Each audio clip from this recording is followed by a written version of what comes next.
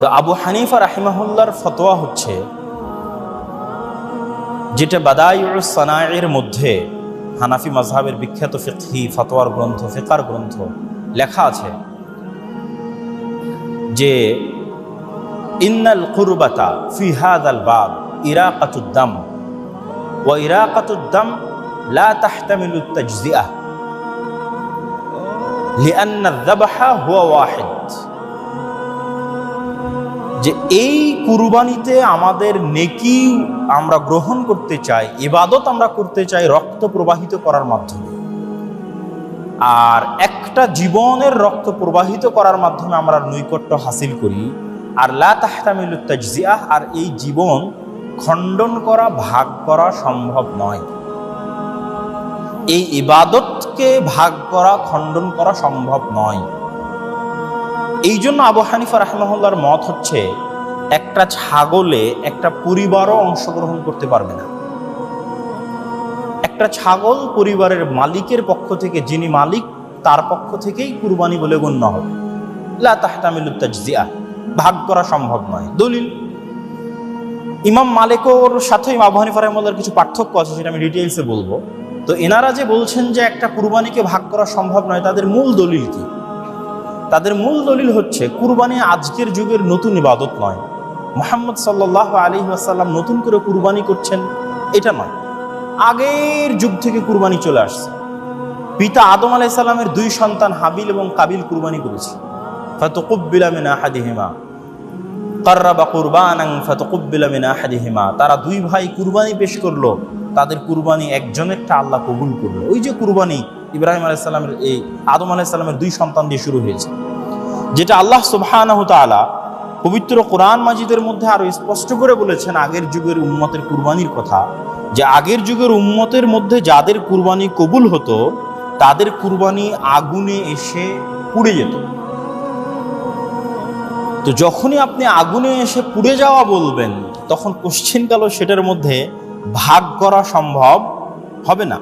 আল্লাহ সুবহানাহু ওয়া তাআলা সূরা আলে ইমরানের 83 নম্বর আয়াতে বলছেন, হাত্তা ইয়াতিনা বিকুরবানিন তাকুলুহুন নার, একটা কুরবানি, যেই কুরবানিকে আগুন এসে খেয়ে যাবে।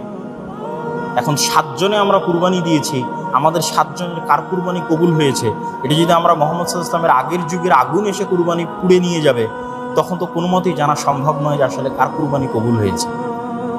আমি মনে হয় কথা বুঝাতে পারি।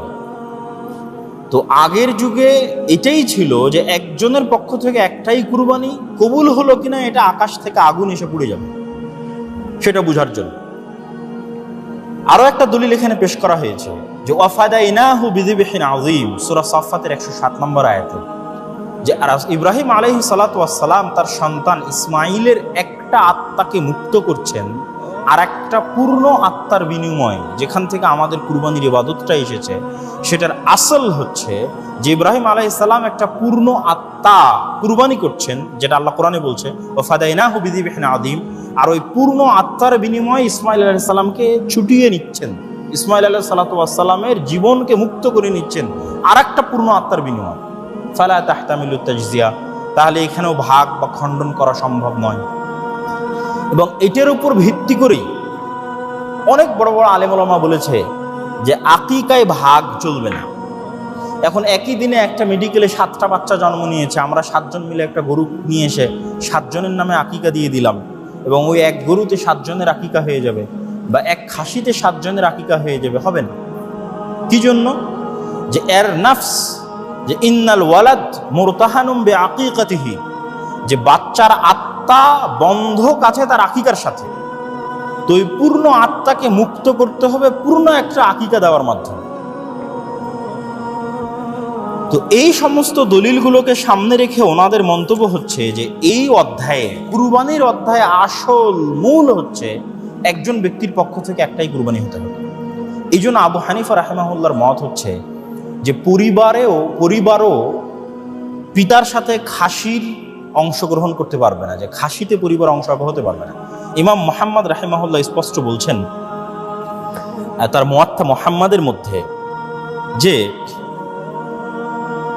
তিনি কি বলছেন, আর রাজুলু ইয়াকুনু মুহতাজান ফায়াযবাহু শাতাল ওয়াহিদা ইউযাহি বিহা আন নাফসিহি ফায়াকুলু ওয়া ইউতঈমু আহলা, যদি খুবই দরকার হয় তাহলে একজন ব্যক্তি সে নিজে একাই একটা কুরবানি করবে, আর তার পরিবার পরিজনকে সেই গোস্তের মধ্যে অংশ দিয়ে তাদেরকে গোস্ত খাওয়ানোর ব্যবস্থা করে দিবে।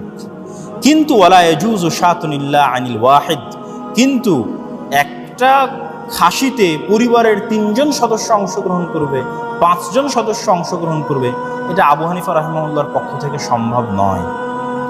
তাহলে আবু হানিফা রাহিমাহুল্লাহ 7 ভাগে গরু বা 7 ভাগে উটে 10 ভাগে উটে কেন পক্ষে?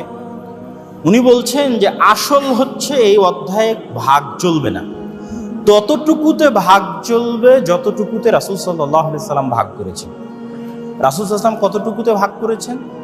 তিনি 7 জন মিলে সাহাবীদেরকে একটা গরুতে ভাগ দেওয়ার জন্য বলেছেন, 10 জন মিলে একটা উটে ভাগ দেওয়ার জন্য বলেছেন। এখানে একটা সূক্ষ্ম জিনিস মনে রাখবেন যে আবু হানিফা রাহিমাহুল্লাহ যখন পরিবারকে একটা খাসিতে অংশ নিতে দিচ্ছে না, তাহলে ভাগে কিভাবে উনি পরিবারকে 7 পরিবারকে অংশ নিতে দিবেন? এই প্রশ্নটা খুব ভালোভাবে মনে রাখবেন যে আবু হানিফা রাহিমাহুল্লাহ একটা খাসিতে একটা পরিবার অংশ নিতে দিবেন না, তাহলে 7 ভাগে 7 পরিবারকে কিভাবে উনি অংশ নিতে দিবেন?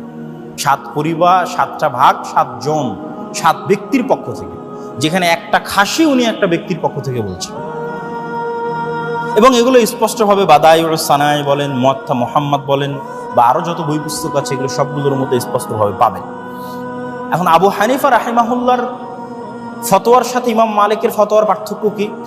ইমাম মালিকের সাথে আবু হানিফা রাহিমাহুল্লাহর পার্থক্য হচ্ছে, ইমাম মালিকও কুরবানিতে ভাগের পক্ষে নয়, তবে উনি একটা খাসিতে একটা পরিবার অংশগ্রহণ করতে পারবে, চাহে পরিবারের সদস্য 7 জনের বেশি হোক 7 জনের কম হোক, তাতে আসে যায় না।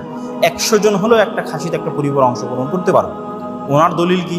ওনার দলিল আপনারা জানেন, রাসূল সাল্লাল্লাহু আলাইহি ওয়াসাল্লামের স্পষ্ট হাদিস যে তিনি তার পরিবারের পক্ষ থেকে কুরবানি করেছেন। রাসূল সাল্লাল্লাহু আলাইহি ওয়াসাল্লাম হাদিসে বলেছে যে তোমরা একটা পরিবারের পক্ষ থেকে একটা কুরবানি দাও। তাহলে এই হাদিসে আবু হানিফা রাহিমাহুল্লাহর কি উত্তর? ইমাম তাহাবী রাহিমাহুল্লাহ বলছে এগুলো সব আল্লাহ রাসূলের সাথে খাস।